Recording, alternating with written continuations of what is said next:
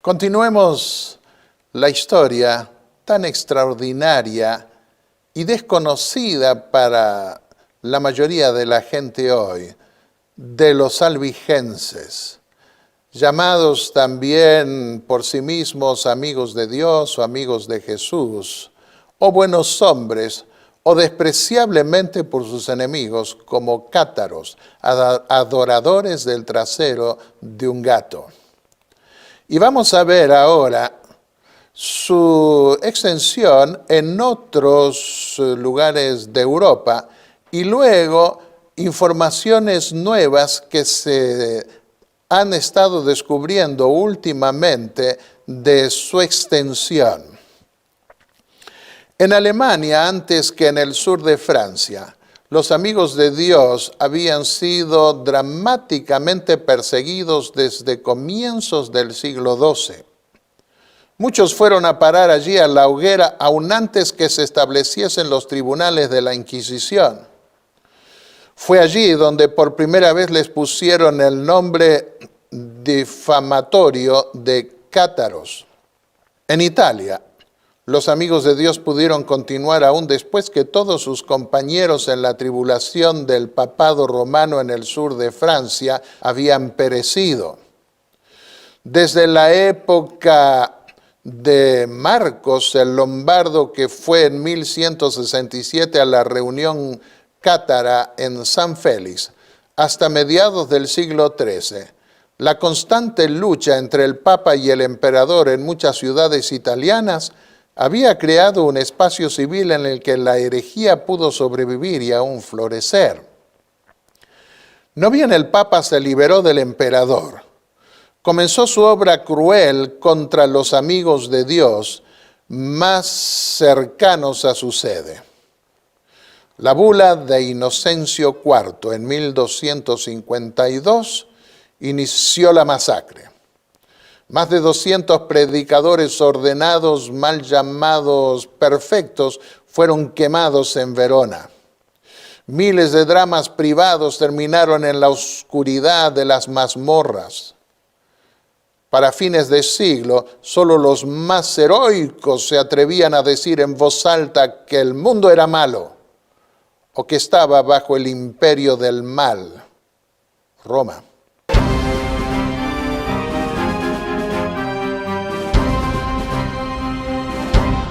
Un lugar seguro quedaba para los pobres y maltratados amigos de Dios, llamado Montsegur.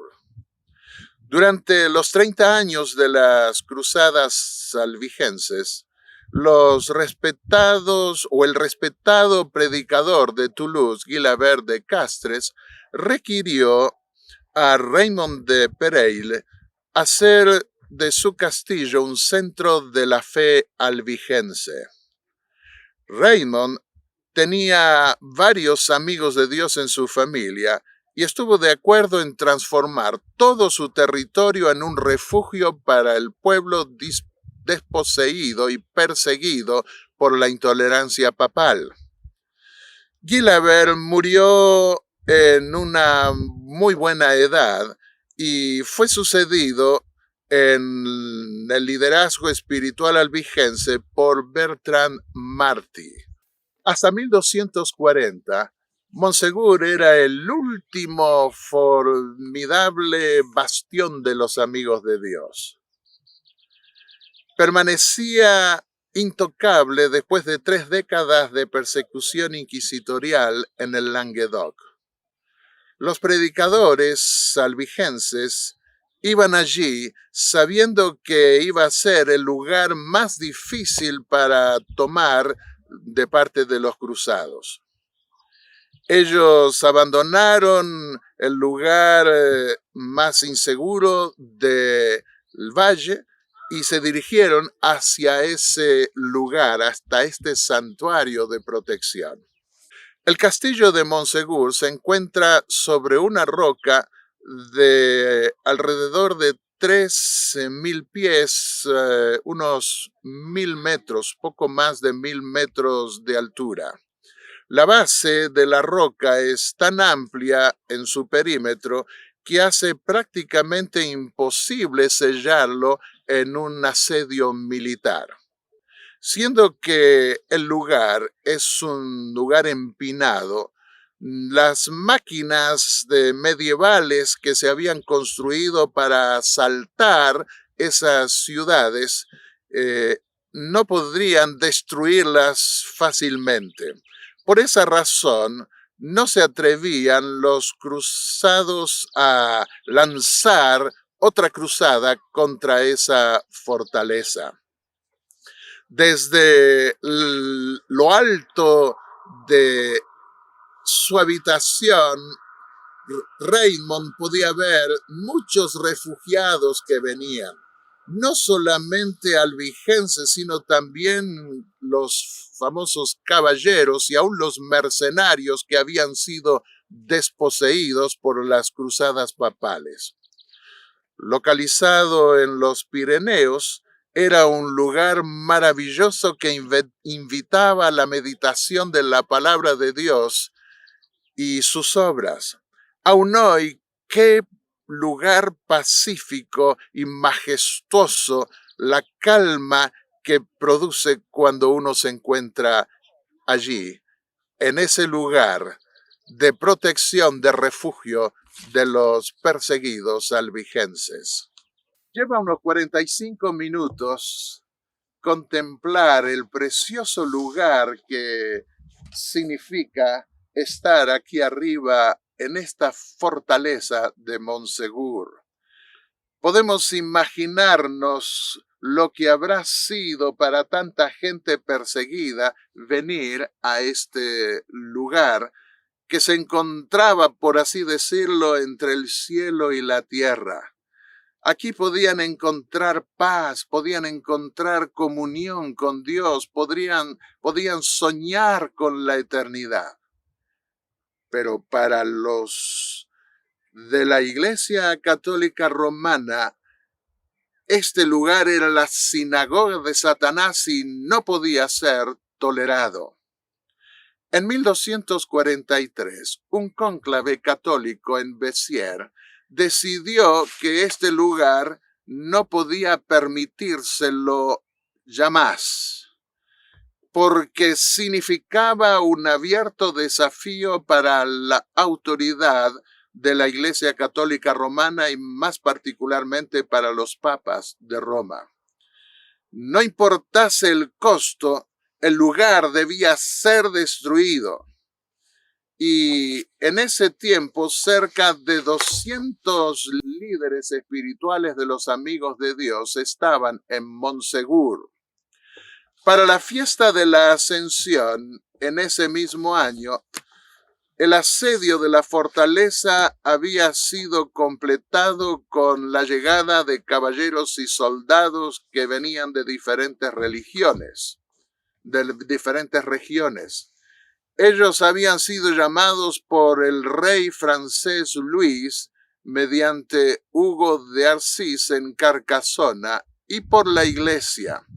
El arzobispo de Narbona plantó su opulenta tienda allí, esperando el momento cuando esa congregación religiosa sería totalmente exterminada. Pedro Roger de Mirepoix, un joven líder, había preparado la defensa muy bien de la fortaleza. Los cruzados no podían abrir una línea para penetrar el castillo, siendo que los líderes de los amigos de Dios no llevaban armas. Los defensores contaban solo con 90 guerreros sobre el tope de la montaña. El verano estaba pasando y también pasó el otoño. Los que asediaban esta fortaleza se estaban desmoralizando después de 8 meses porque habían podido solo matar 12 arqueros, 12 de los guerreros que no pudieron escapar a las flechas que tiraban desde abajo. Al comienzo de la Navidad, Hugo de Arcis vio que su ejército se estaba desmoralizando y era necesario poder intentar un asalto de otra manera muy riesgosa. Y a través de unas personas que eran capaces de escalar la montaña del otro lado de este castillo, logró durante la noche que llegasen hasta allí y sorprendiesen a los que estaban defendiendo la fortaleza fuera del fuerte. De manera que poco a poco lograron ir llegando con sus equipos de ataque hasta ese lugar. Y aquellos que habían estado durmiendo los tiraron al vacío para una muerte segura. Poco a poco ellos fueron acercándose con su ingeniería de asalto y algunas piedras se encuentran allí que habrán sido tal vez equivalentes a las que usaban en aquella época y que están fuera de la fortaleza. Después de 10 meses de asedio, el conde se vio forzado a negociar la rendición, que se concretó el 2 de marzo de 1244.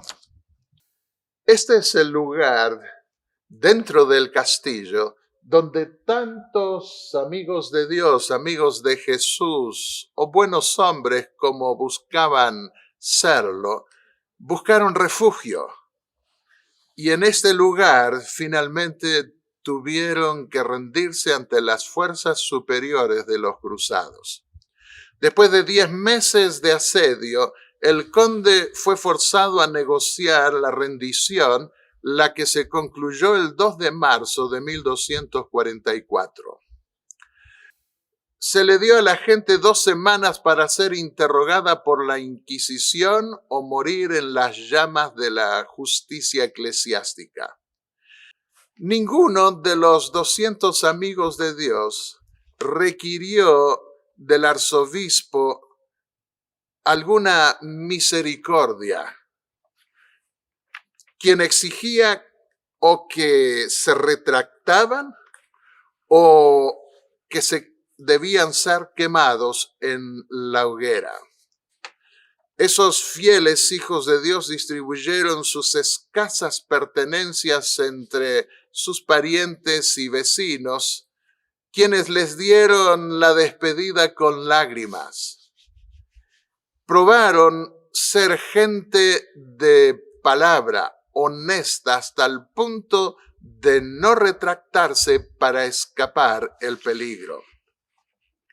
El 13 de mayo, para sorpresa aún de los 200 líderes albigenses, 4 días antes de las 2 semanas de gracia que les habían dado para retractarse, 21 creyentes aparecieron requiriendo o pidiendo, solicitando el consolamento.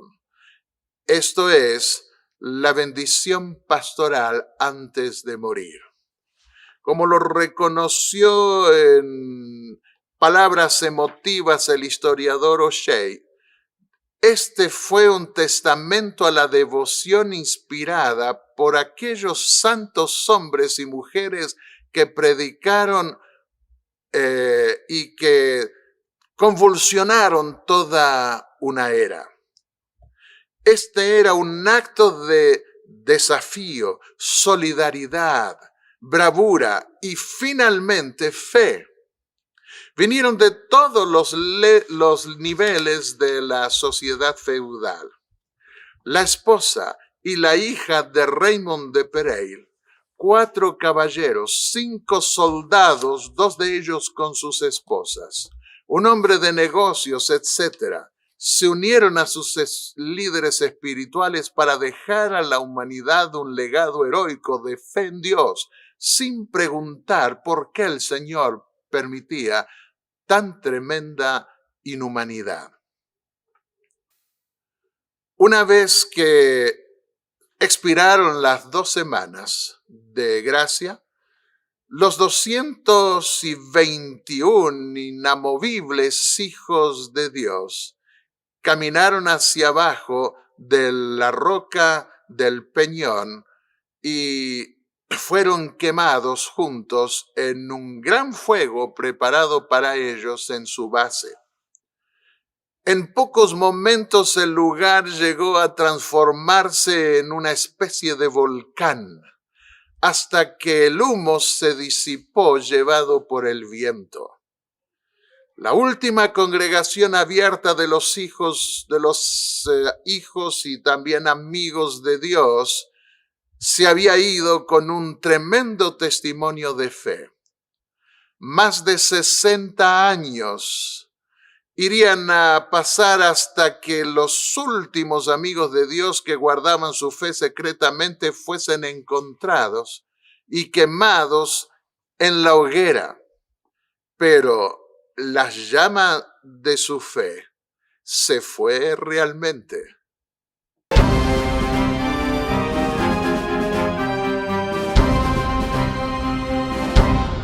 En los estudios más recientes que nosotros encontramos que se están dando en la actualidad, se pueden ver algunos enlaces genealógicos y geográficos entre las 2 reformas, la reforma albigense y la reforma posterior, 2 siglos más tarde. Las investigaciones históricas están probando hoy que la fe albigense duró más tiempo que lo que se pensaba. Algunos vestigios de ellos quedan todavía por el año 1329, cuando 4 de ellos fueron quemados en la hoguera. Lo mismo pasó durante el siglo XIV y a comienzos del siglo XV en las tierras del sur que hoy pertenecen a Francia. Esto es lo que se encuentra en los registros de Carcasona. Se menciona allí una condena de cátaros en las zonas aledañas que tuvieron lugar en 1335, otra en 1340, en 1352 y en 1364. En la misma Carcasona hay registros similares de la Inquisición entre 1352 y 1400 y aún 1422. Nuevamente comenzaron las condenaciones inquisitoriales en Carcasona en 1531 y en 1547, ahora ya con protestantes. Uno de los libros inquisitoriales registra las condenas por herejía de 1324 a 1328 y de 1536 a 1552, como si no hubieran transcurrido los siglos. Los reyes católicos reorganizaron para ese tiempo en España el Santo Oficio de la Inquisición y establecieron una de sus cortes en Barcelona. Esos registros se están investigando ahora. La Corte Inquisitorial de Barcelona detectó protestantes en su territorio a quienes los inquisidores persiguieron y condenaron en 1539, 1552 y especialmente después de 1560. De los 354 condenados por el Santo Oficio en Barcelona desde 1539 a 1598, entre el 29 y el 32% tenían nombres de antiguos cátaros occitanos que habían sido condenados un siglo y medio atrás. Constituían una población integrada, pacífica, aunque regularmente perseguida. 2 años antes de la masacre de San Bartolomé, la Corte de Barcelona preparó una lista de 1.200 herejes que recorrían toda la sección alta del país. Esa información nos permite ver hoy que los protestantes hugonotes se establecían en las mismas casas y lugares en donde se habían reunido los cátaros 2 siglos antes, y a veces con los mismos nombres. Michel Haas informa que más de 10.000 nombres patronímicos prueban hoy un enlace sanguíneo entre los antiguos albigenses que fueron procesados y los protestantes posteriores que vivieron en el mismo lugar.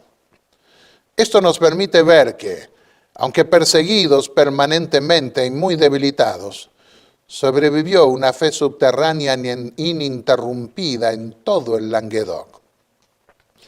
No debemos olvidar que desde mediados del siglo XI los nombres eran hereditarios, y hacia el siglo XII los nobles agregaban a su nombre de bautismo el lugar de la residencia fortificada. Por esta razón se puede establecer fácilmente la conexión patronímica. 2 siglos más tarde, la aristocracia rural del Languedoc optaba 2 veces por el protestantismo. En el Manifiesto Protestante Anónimo de 1703, impreso en Holanda, leemos lo siguiente: el pueblo de Sevens mantuvo siempre su religión, varios siglos antes de la Reforma. Su país se vio en otros tiempos lleno de valdenses y albigenses. Parece por diversos actos que profesaban la misma religión que los reformadores actuales. Su celo se encendió al comenzar la Reforma. En menos que nada, todo el país estaba con la Reforma y ha sido así desde ese tiempo. Las fuentes cátaras occitanas del Coloquio de Montreal contienen manuscritos recobrados de los cátaros por los hugonotes protestantes que muestran un punto diferente del que se encuentra en las crónicas católicas del medioevo. Esos documentos fueron copiados, traducidos y distribuidos por toda esa zona para librarlos de la destrucción de los inquisidores. Gracias a esos documentos, las iglesias que provinieron de los reformadores pudieron identificarse a sí mismos con los albigenses y valdenses.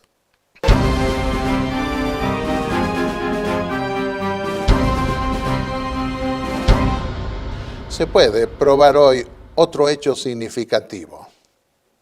Las ciudades del sur de Francia se vaciaron después de la represión de las cruzadas papales que los exterminaron. En el Museo de la Inquisición de Carcassona hay varios instrumentos de tortura que explican la razón por la cual entre los siglos XIII al XVI muchas ciudades de Carcassona fueron reducidas a la mitad.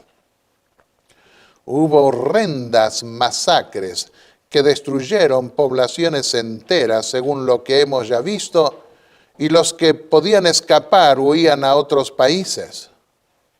Después de la masacre de San Bartolomé en 1572, el exterminio de los hugonotes se extendió al sur y desde 1549 a 1560 muchos protestantes emigraron a Ginebra.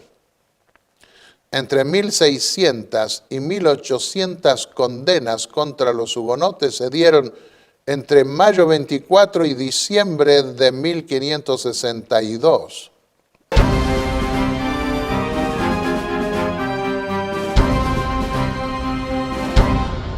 El espíritu de profecía registra lo siguiente en el libro Conflicto de los Siglos. Así como los reformadores protestantes 3 siglos más tarde, los amigos de Dios procuraron defender la libertad de conciencia. Para ellos los cruzados eran criminales y los que mataban otros por su fe eran asesinos. Leamos ahora su declaración. Aunque sumida la tierra en tinieblas durante el largo periodo de la supremacía papal, la luz de la verdad no pudo apagarse por completo. En todas las edades hubo testigos de Dios, hombres que conservaron su fe en Cristo como único mediador entre Dios y los hombres, que reconocían la Biblia como única regla de su vida y santificaban el verdadero día de reposo. Nunca sabrá la posteridad cuánto debe el mundo a esos hombres. Se les marcaba como a herejes, los móviles que los inspiraban eran impugnados, su carácter difamado y sus escritos prohibidos, adulterados o mutilados. Sin embargo, permanecieron firmes y de siglo en siglo conservaron pura su fe como herencia sagrada para las generaciones futuras. La historia del pueblo de Dios durante los siglos de obscuridad que siguieron a la supremacía de Roma está escrita en el cielo, aunque ocupa escaso lugar en las crónicas de la humanidad. Pocas son las huellas que de su existencia pueden encontrarse fuera de las que se encuentran en las acusaciones de sus perseguidores. La política de Roma consistió en hacer desaparecer toda huella de oposición a sus doctrinas y decretos. Trató de destruir todo lo que era herético, bien se tratase de personas o de escritos. Las simples expresiones de duda u objeciones acerca de la autoridad de los dogmas papales bastaban para quitarle la vida al rico o al pobre, al poderoso o al humilde. Igualmente se esforzó Roma en destruir todo lo que denunciase su crueldad contra los disidentes. Los concilios papales decretaron que los libros o escritos que hablasen sobre el particular fuesen quemados. Antes de la invención de la imprenta eran pocos los libros y su forma no se prestaba para conservarlos, de modo que los romanistas encontraron pocos obstáculos para llevar a cabo sus propósitos. La iglesia del desierto, es decir, los pocos descendientes de los antiguos cristianos que aún quedaban en Francia en el siglo XVIII, escondidos en las montañas del sur, seguían apegados a la fe de sus padres. Cuando se arriesgaban a congregarse en las faldas de los montes o en los páramos solitarios, eran cazados por los soldados y arrastrados a las galeras, donde llevaban una vida de esclavos hasta su muerte. A los habitantes más morales, más refinados e inteligentes de Francia se les encadenaba y torturaba horriblemente entre ladrones y asesinos. Otros, tratados con más misericordia, eran muertos a sangre fría y a balazos, mientras que indefensos oraban de rodillas. Centenares de ancianos, de mujeres indefensas y de niños inocentes eran dejados muertos en el mismo lugar donde se habían reunido para celebrar su culto. Al recorrer la falda del monte o el bosque para acudir al punto en donde solían reunirse, no era raro hallar a cada trecho cadáveres que maculaban la hierba o que colgaban de los árboles. Su país, asolado por la espada, el hacha y la hoguera, se había convertido en vasto y sombrío yermo. Un fanatismo ciego e inexorable echó de su suelo a todos los que enseñaban la virtud, a los campeones del orden y a los honrados defensores del trono. Dijo a los que hubieran podido dar a su país renombre y gloria: escoged entre la hoguera o el destierro. Al fin la ruina del Estado fue completa. Ya no quedaba en el país conciencia que proscribir, religión que arrastrar a la hoguera, ni patriotismo que desterrar. Todo lo cual dio por resultado la revolución con sus horrores. El Evangelio hubiera dado a Francia la solución de estos problemas políticos y sociales que frustraron los propósitos de su clero, de su rey y de sus gobernantes, arrastraron finalmente a la nación entera a la anarquía y a la ruina. Valiéndose Roma de la ambición de los reyes y de las clases dominantes, había ejercido su influencia para sujetar al pueblo en la esclavitud, pues comprendía que de ese modo el Estado se debilitaría y ella podría dominar completamente gobiernos y súbditos. Por su previsora política advirtió que para esclavizar eficazmente y subyugar sus almas, y que el medio más seguro para evitar que escapasen de su dominio era convertirlos en seres impropios para la libertad. La desdichada Francia recogió con sangre lo que había sembrado. Terribles fueron las consecuencias de su sumisión al poder avasallador de Roma. Allí donde Francia, impulsada por el papismo, prendiera la primera hoguera en los comienzos de la Reforma, allí también la Revolución levantó su primera guillotina. En el mismo sitio en que murieron quemados los primeros mártires del protestantismo en el siglo XVI, fueron precisamente decapitadas las primeras víctimas en el siglo XVIII. Al rechazar Francia el evangelio que le brindaba bienestar, franqueó las puertas a la incredulidad y a la ruina. Una vez desechadas las restricciones de la ley de Dios, se echó de ver que las leyes humanas no tenían fuerza alguna para contener las pasiones y la nación fue arrastrada a la rebeldía y a la anarquía. La guerra contra la Biblia inició una era conocida en la historia como el reinado del terror. Harto bien había aprendido el pueblo las lecciones de crueldad y de tormento que con tanta diligencia Roma le enseñara. Al fin había llegado el día de la retribución. Ya no eran los discípulos de Jesús los que eran arrojados a las mazmorras o a la hoguera. Tiempo hacía ya que estos habían perecido, que se hallaban en el destierro. La despiadada Roma sentía ya el poder mortífero de aquellos a quienes ella había enseñado a deleitarse en la perpetración de crímenes sangrientos. El ejemplo de persecución que había dado el clero de Francia durante varios siglos se volvía contra él con señalado vigor. Los cadalsos se teñían con la sangre de los sacerdotes. Las galeras y las prisiones en donde antes se confinaba a los hugonotes se hallaban ahora llenas de los perseguidores de ellos. Sujetos con cadenas al banquillo del buque y trabajando duramente con los remos, el clero católico romano experimentaba los tormentos que antes, con tanta prodigalidad, infligiera a su iglesia a los mismos herejes. Y luego pasaremos al siguiente episodio, donde veremos cómo culminó toda esta historia en la historia de Francia y en Europa.